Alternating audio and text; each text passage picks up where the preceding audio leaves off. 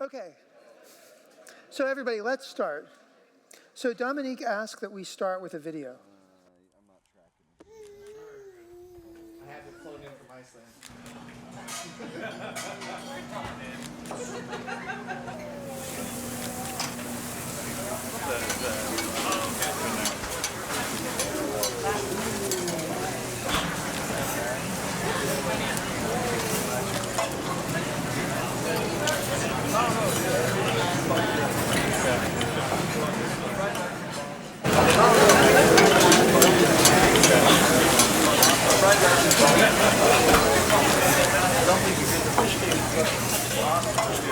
I can't even remember what the rest of the dish is. And so it turns out that this week in the Harvard class that goes along with this lecture series is the time that we review things and we give the students an exam.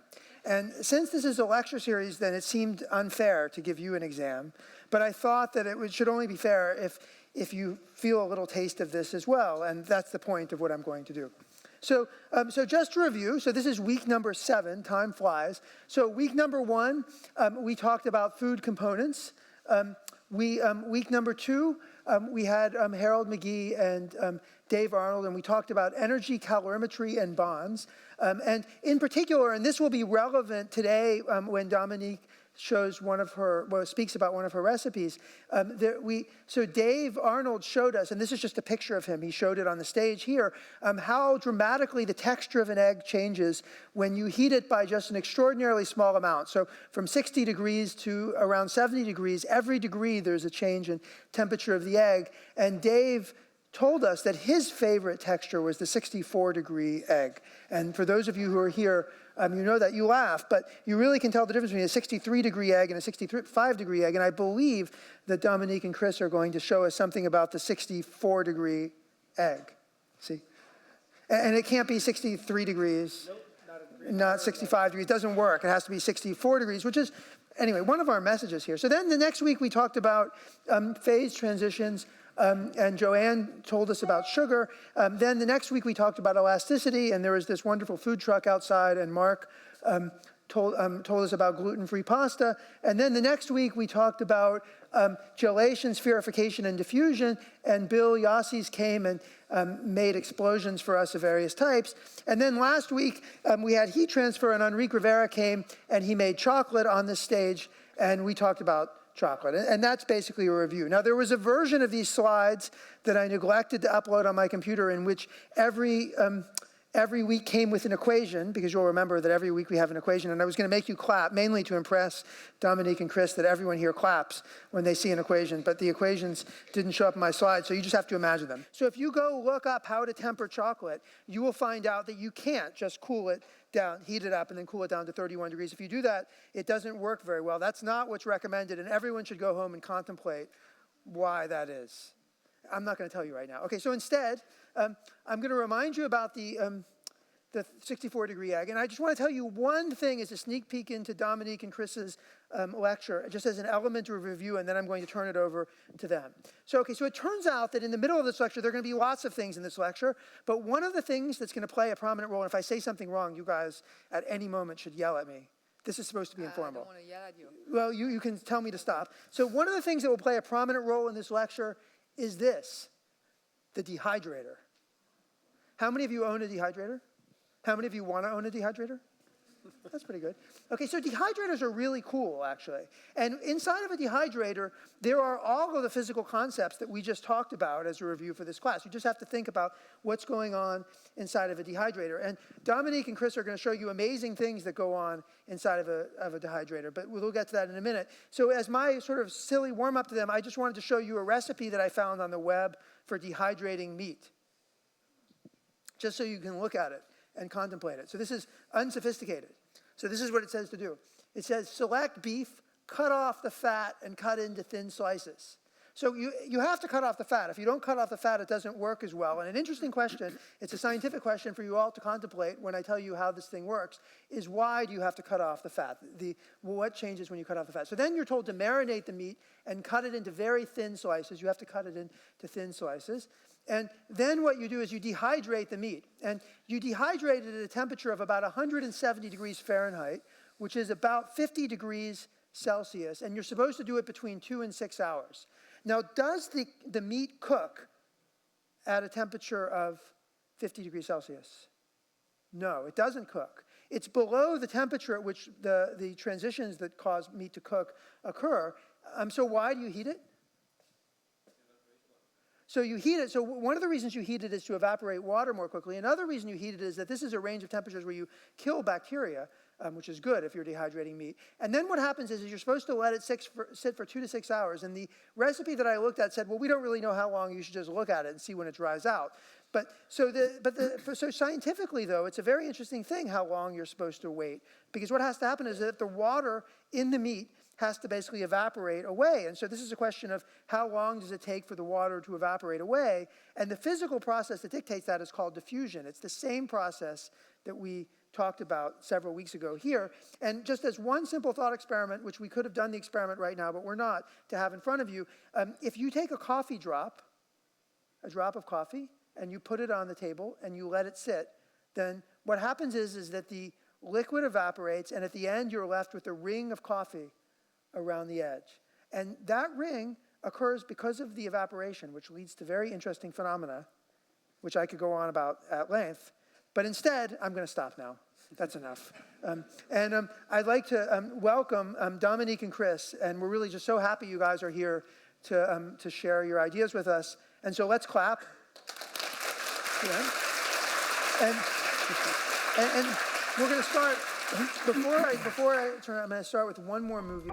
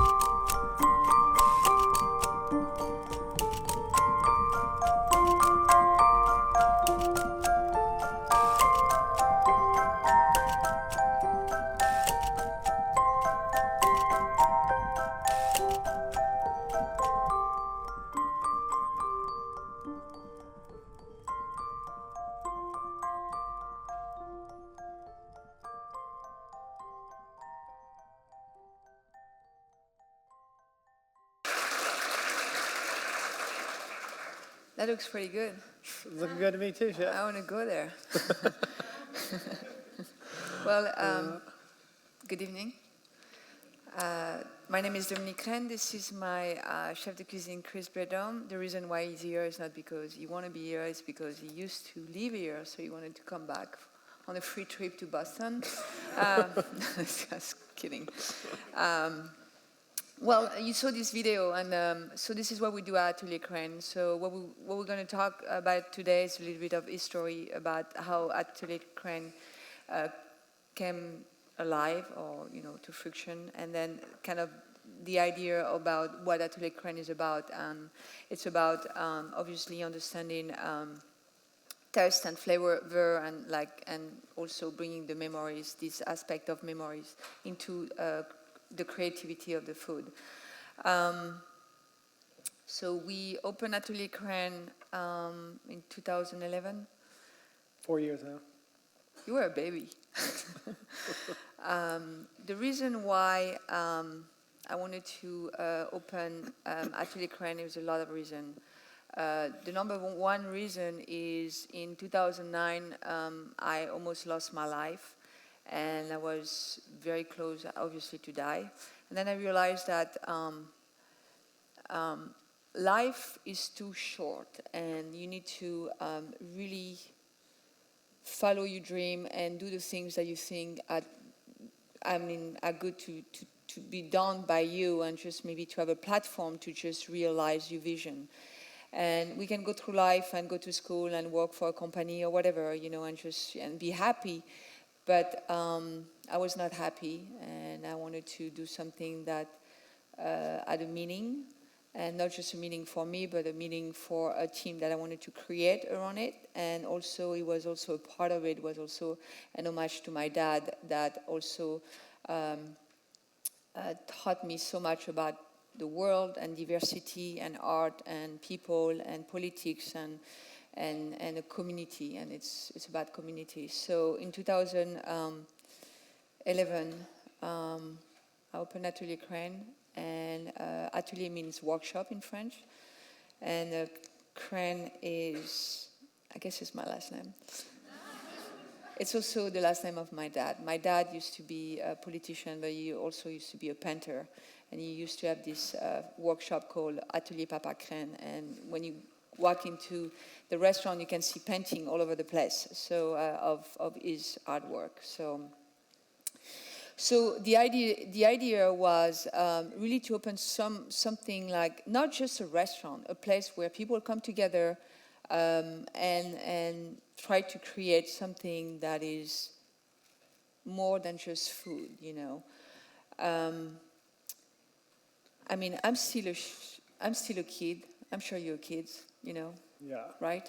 And I think, to be able to be, for me to be able to be creative and to go through that creative process, I needed to hire people that were also children. But not children in a sense that they're not mature, children in a sense that the way they think, because I think a kid thinks with so much curiosity that it's very clean and there is nothing around it, it's just curiosity. And it means also that, you drive by natural curiosity, that's why I hire you, or Yeah. just because you're good looking. Go ahead. The Atelier Crenn is no boundaries almost. No prejudice. We don't have prejudice. We don't have boundary. I think we like to learn new ways. We didn't want to be put in a category where you open a restaurant and you have to do this because you have to please, your guest, and just in a box, and you just have to cook whatever else other cooking, But there's a lot of great restaurants that do that, but this is not what we're about. It's also about, evolution. So I don't believe in perfection. Doesn't exist. There you go. And I think evolution gave us a chance to create something, but when you create, there is always something else, after that. And it's not just about in food, it's about the way you think in life, I think you can have ideas about things, but I think it's always important for you to just understand your surrounding and maybe to get another ideas, and maybe you can grow from it. So it's also a place where we wanted to start a dialogue with whoever wanted to come to Atelier Crenn, the guests, even the weather, even the people in the kitchen. I'm always fascinated with the people that we hire, because they are people and they have mind, and even if we have a vision, it's so rewarding to be able to talk to a new cook and try to understand where he comes from and what's his idea about life, and from that you can create maybe some type of memories and dish to that. So anything can happen at Atelier Crenn. There's no rules. You break the rules. We pay our taxes, though. That's the only thing that we do. And yeah, I don't know. Well, did I do? No, I still owe my 2012. Just get the IRS calling me today. It's like, you didn't pay your taxes. I'm like, I'm still doing my taxes. Means we break the rules. So are you guys in the industry, or are you other industry? Okay, so who's in the industry here? All right, so, and you guys going to school for it, or you done with school in a restaurant? So learning to cook is amazing, but when you go to those, there's an old school where it's a very narrow-minded way of looking at things. And one end is good to have the basic, but on the other hand, how do you evolve from something that is very narrow-minded and you can't go outside of the box?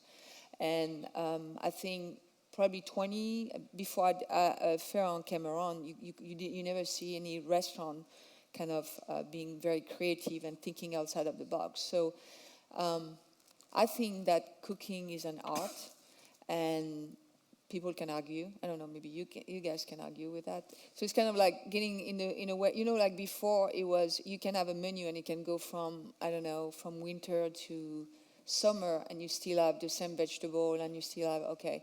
Well, it's a little bit like that, and I think we want to push also the boundary of creating new thing, because I think when you create new thing is you create a kind of a legacy, and from that you can, the technical legacy, and you can evolve from it. I mean, Farah Adrian was the first one that started this class, and I can't tell you how many cook or aspiring cook just look at him as being just a master of a lot of things. Doesn't mean that we have to like what he did, but it's kind of opening you the way you mind, and it's also giving you the ability to realize that cooking is not just cooking, but you have to think before cooking, and I think that's quite rewarding. We are not. we're a little bit cerebral, but we're not academic. But you guys are like, obviously, you here. I mean, it's a big school, And but I think we want to talk about and have a conversation about things that we think are worth to talk about, and then with that also getting more. It's not just about food, but getting more involved with the social economy around us. And see what's going on. But I'm not going to be political about it, because obviously there is a big debate right now about the climate change.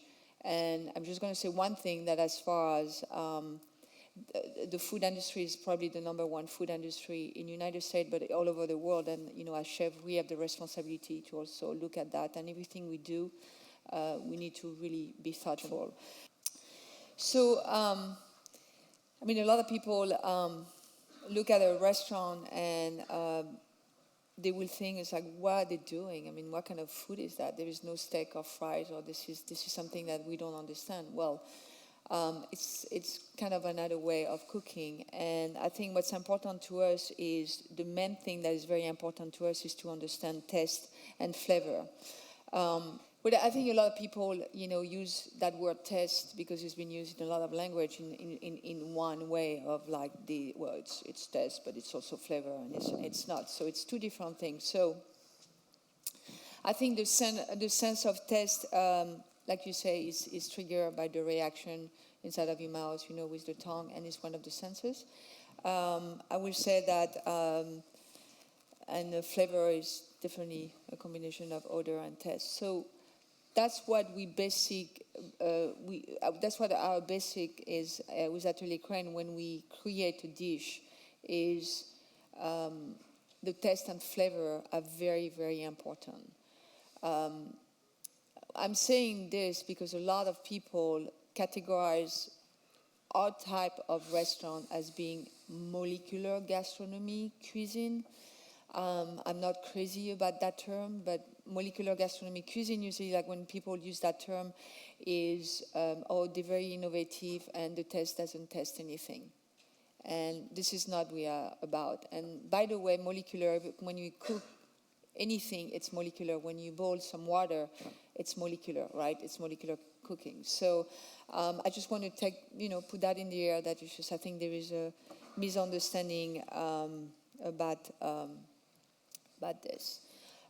So this is, for us, it's to understand, also the flavor pairing. And then what we want to show you right now, it's a couple of things that we're doing at Atelier Crenn, and it's about transformation.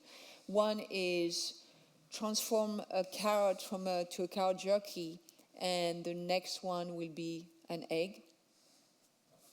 Where the egg come from? The egg? That's a good question. Where do you come That's from? a good, ask them. From the chicken. Where do you come from?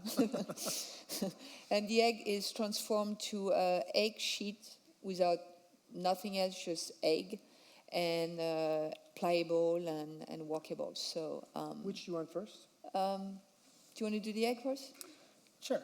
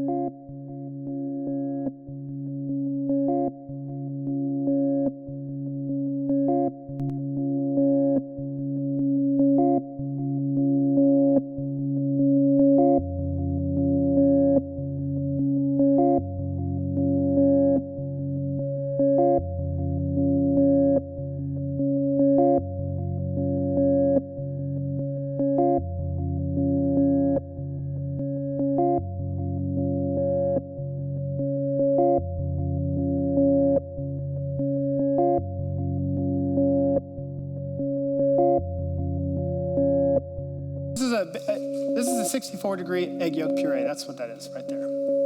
So what we do, we cook those eggs for 2 hours. That's how long it takes to pasteurize them. And we pass out any impurities, maybe like whites, skin around the egg yolk, that film. And we create this pure, basically pure cholesterol. Okay? That's what it is.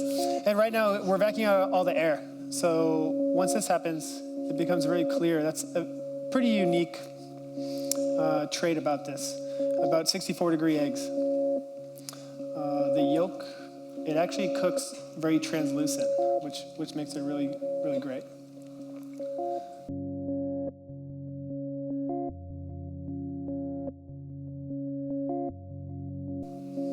So we've used this technique a couple times at the restaurant. On and off it comes on. Essentially, it's just to make a nice clear egg yolk sheet. Sometimes we serve this pudding. We garnish several dishes with it. Here, we take the technique a step further. So it goes in this piping bag, and what the video is going to show next is we're going to lay this egg yolk out very thin. So we cook it to this temperature to create this pudding texture, and it allows us to spread it really thin. So if it was cooked hotter, we would lose the clarity, and if it was cooked lower, it would be too runny. So this just allows us to, we treat it like putty almost inside there. So I'm spreading it between these two pieces of plastic.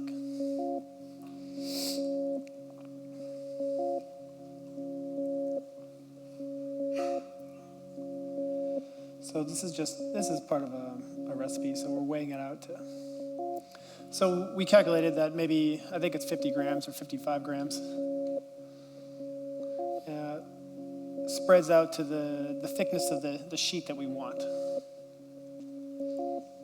So from there it goes into a plastic bag, and we're going to seal it and take out all the air.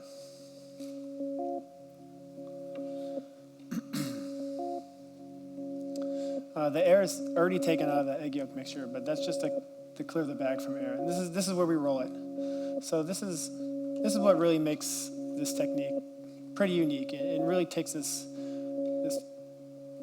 egg yolk even further. So here we spread it out really thin, and then from this point we cook it one more time. So it goes from 64 now to 72. So we reset the eggs that we already denatured. And it doesn't take long for this to cook, just about 30 minutes or so.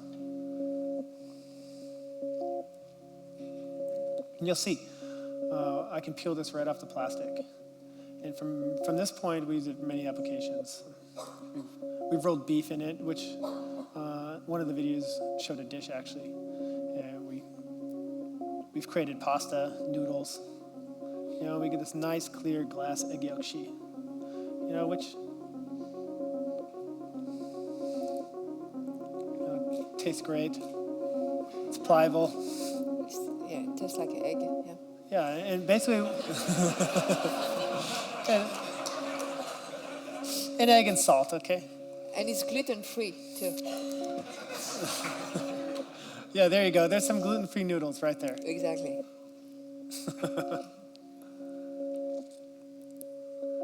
So that's just a example of where we take certain ingredients and just bring them further and try to make something out of them what they're not.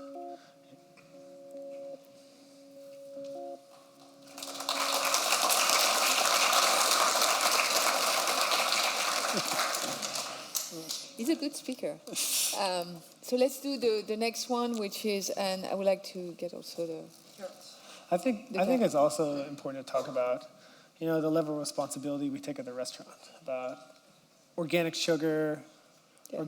We buy organic sugar for the restaurant. All right, so let me tell you a story. What story are you going to tell?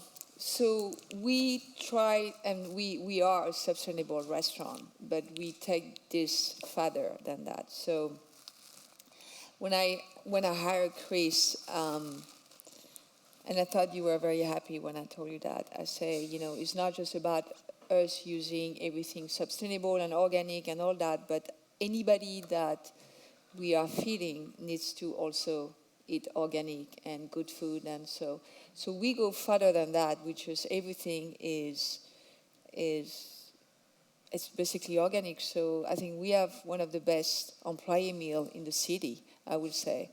And it's very thoughtful, and what I believe is, I work in places where, we work, 12, 14, 15 hours, and then when you go to the employee meal, it's just like this not really good meal, which I don't know, kind of process and not thoughtful, and I put this in my body, and then I go back to work. So I wanted to really make sure that the restaurant also take care of the employee, and because they're part of it. So everything is organic. It's kind of crazy. It's cost me a lot of money, but it's worth it. It cost me a lot of headaches, actually. When I first got hired, she said, we're going to have an organic restaurant, everything sustainable, be really responsible on top of being innovative. And I was on board. I truly believe that too. And I always thought it was going to be with the meat and the vegetables. And then I start working, maybe a couple months into it. All of a sudden, the sugar has to be organic. And organic sugar has trace amounts of molasses. So all of our previous recipes, all had to be changed, And of course, I'm the guy who has to do it. But, those are the type of things at Atelier Crenn that, we value as important. And sometimes it doesn't get translated to the guest. They don't know that we use organic sugar. But we feel it's important to use organic sugar and just to support that in that belief. And throughout the restaurant, it's double the price. Double the price just to do that for something that is undetectable for the most part. But that's really, I don't know, how we feel about our food. Yeah, and it's also for us also to just be a part of this, to be conscious about what we're doing. It's not just about, like I said, put food on the plate, but also everything we do, and it's has a meaning.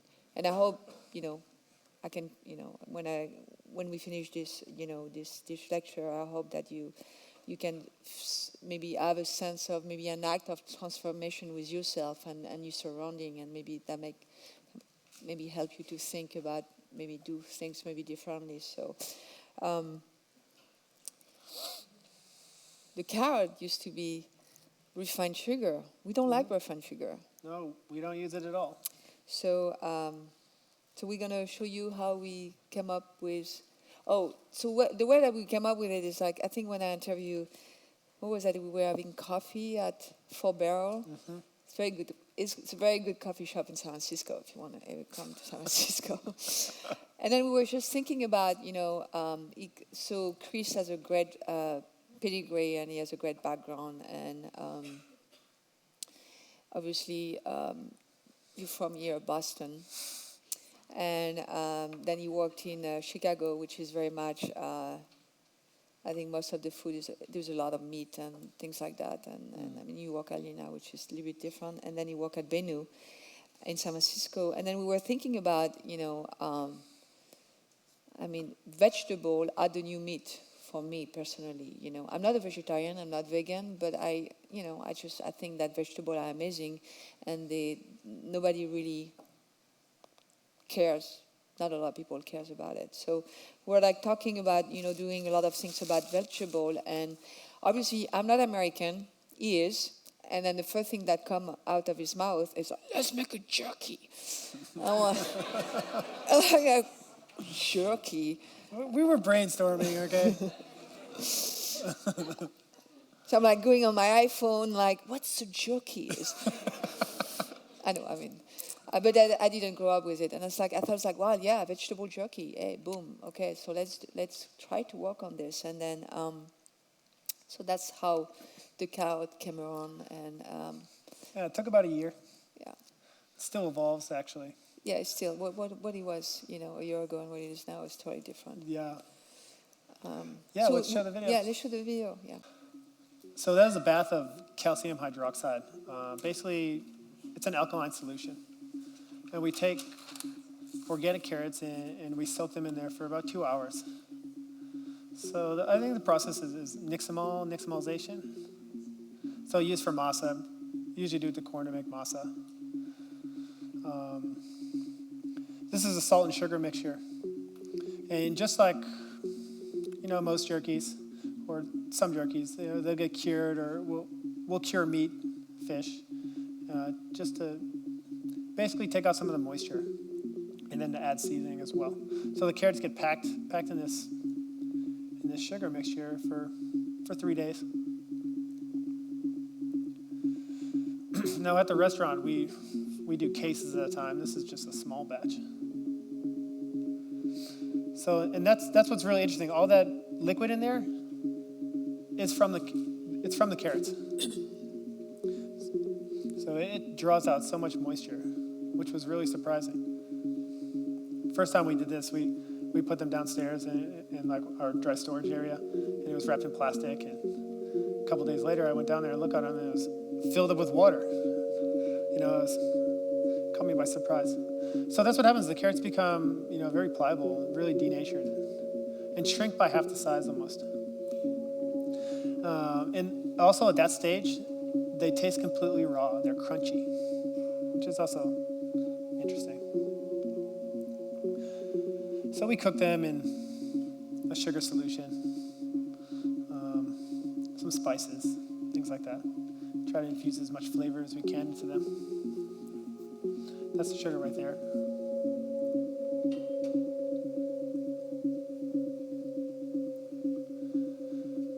So they get vacuumed in bags, and then we boil them.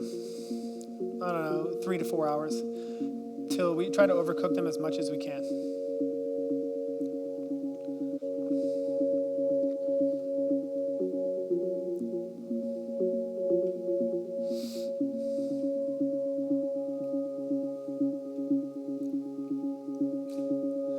So when we made this video, this was, don't know, maybe a year ago. Since then, this dish has actually evolved even further.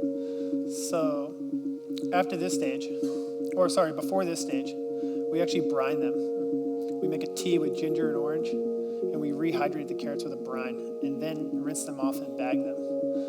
So it's one of those recipes that we've been working on consistently and making it better.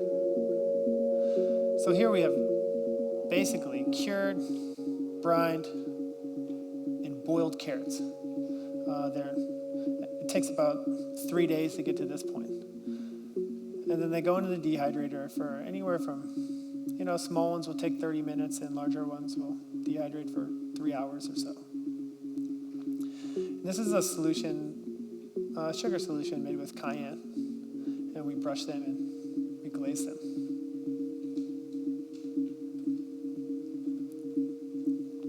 So here we just try to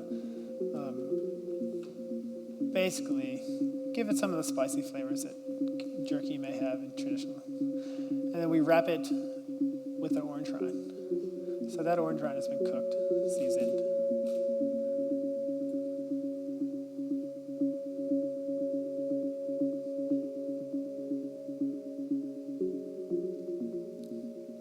So you can see right there that carrot has shrunk almost by 60%. So the result is this really dense, concentrated carrot flavor with notes of ginger and orange and a little bit of spice. And this is how we serve it at the restaurant. We take a branch that's filled with moss. That's the natural color of the moss, by the way. We always get that question. And we serve it right on there. It looks very natural. It's really the theme of our restaurant. It'll go on the table just like that. You eat it with your hands. So the result becomes a very chewy carrot, kind of playful.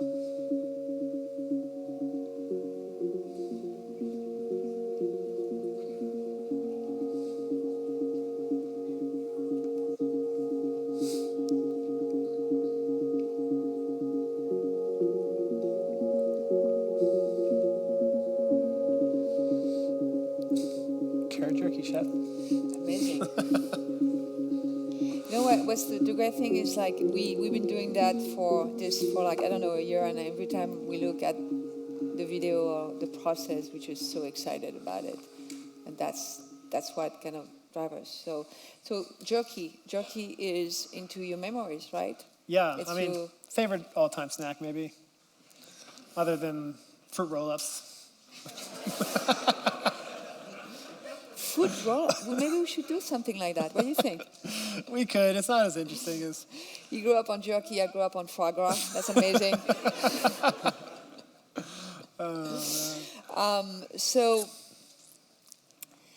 So memory is also a huge part of a thinking process, and I don't know if you know anything about Atelier Crenn menu. I don't know if anyone knows about how we do the menu, but there is no menu. There is a poem, and the poem. I've been writing poetry since the age of 4. I started writing in French. Obviously, I still have the French accent, so I'm from there. And then I think it was in the 90s when I started to dream in English. Not sure why, but I did. And my brain started to change the way I was writing things. And I cut myself writing in English instead in French, which is a bit scary. I don't know if it's scary or not, but... I've never heard of such a thing, actually. Transformation. That's right. But I think that happened when you move to another place. So I write poetry, and I write the menu as a poem, and basically it changed every season, and each poem tells a story about that moment and that season, and then every line of the poem is connected to a dish that we do atelier. So it's kind of an interpretation. Or it's also, we describe it in a way that we feel it should be described. We have a dish called Walk in the Forest, and it's a dish about the memory were triggered. I mean, I used to walk to the forest with my dad, and this is where we used to pick, blackberry and mushroom, and that was one of the greatest moments that I spent with him, and wanted to recreate that feeling with this dish. So when you eat it, it's just very much the sensation of walking through a forest, which means, for me, the forest means life, because when you walk in the forest, you have all the senses. You have the sweetness, the bitterness, the acidity of it, and I thought that's what I wanted to do with that dish. So that's one of the dish that we do. We have, what we understood is we are all different and all unique in our team. So we come from different backgrounds. And Atelier Crenn is not just about Dominique Crenn, it's about the people that, work together. And so the way that we create dish and story, it's about coming together and kind of get a sense of a story. When he created his beef tartare, it's a beef and broccoli. I was like, I've never ate. I mean, that's not in my, anyway. It's like, well, I used to eat beef and broccoli, Chinese restaurant all the time. So that's where he kind of like, let's do a dish that kind of trigger those taste and flavor. That's the We do it in a way to match the restaurant, though. Yeah, I mean, yes, absolutely. And so that's kind of like, memories is a very important. And also, when we bring those dishes to the table, we also want to trigger memory to the customer for them to have a deeper sense of themselves. And I think when we create a dish, or if I eat that dish, it's going to trigger something in me. If that customer or that guest eat it and it triggers something else, I know that we won, because we are in dialogue with them, and that's what we're doing. That's what we want to do. We want to make food that also start a discussion and a dialogue with the guest, and with all the texture and the sensation, and I think what food is about. So that's basically what we're doing at Atelier. So do you guys have any questions? We have more, but It's what we do.